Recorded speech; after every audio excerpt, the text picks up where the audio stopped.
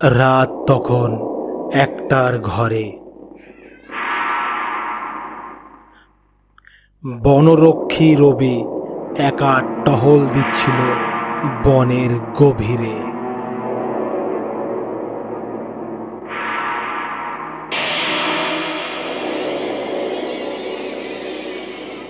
হঠাৎ একটা শব্দ, ঝোপের মধ্যে খসখস। সে টর্চ ফেলতেই দেখল এক জোড়া উজ্জ্বল চোখ জ্বলছে অন্ধকারে।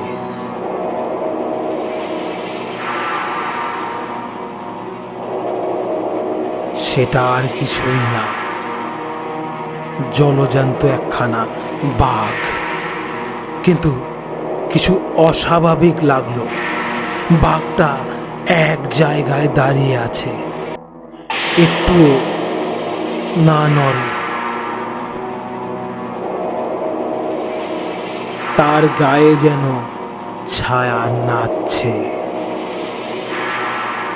এমন সময় হঠাৎ সে শুনতে পেল এক বুড়ো মানুষের গলা। তুই চলে যা, এ বাঘ জীবিত নয়। ঘাড় ঘুরিয়ে দেখলো কেউ নেই, আবার তাকিয়ে দেখলো বাঘটাও নেই।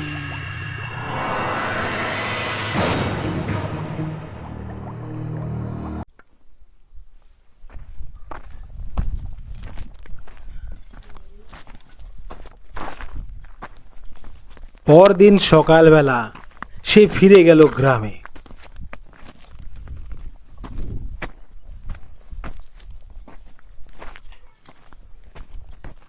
গল্প শুনলো এক প্রবীণ বৃদ্ধের মুখে। এই জঙ্গলে এক সময় একজন চোরা শিকারী ছিল। সে এক বিরল সাদা বাঘকে মেরে ফেলেছিল। তারপর থেকেই সেই বাঘের আত্মা এখানে ঘুরে বেড়ায়। কারো চোখের সামনে এলেও কেউ তাকে ধরতে পারে না। আর কেউ যদি সেই বাঘকে দেখে, সে আর জীবিত ফিরে আসে না।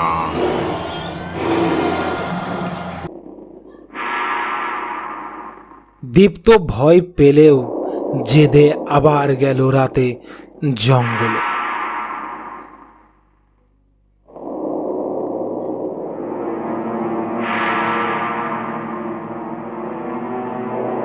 একই জায়গায় গিয়ে সে দাঁড়ালো, সেই জায়গা যেখানে আগের রাতে বাঘটিকে দেখেছিল। এবার আর শুধু চোখ নয়, পুরো বাঘটা ধীরে ধীরে গাছের আড়াল থেকে বেরিয়ে এলো।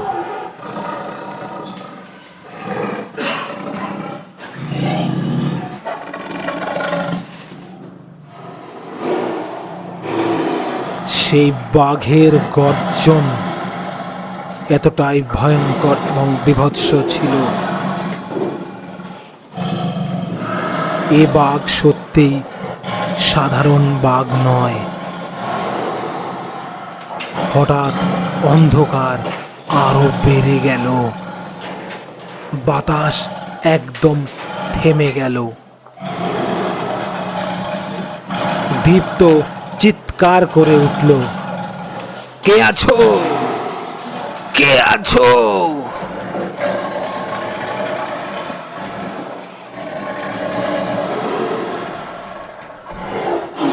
কিন্তু উত্তর এলো একটা বিকট গলায়, আমার ঘুম ভাঙালি, এখন তুইও থাকবি জঙ্গলে আমার সঙ্গে।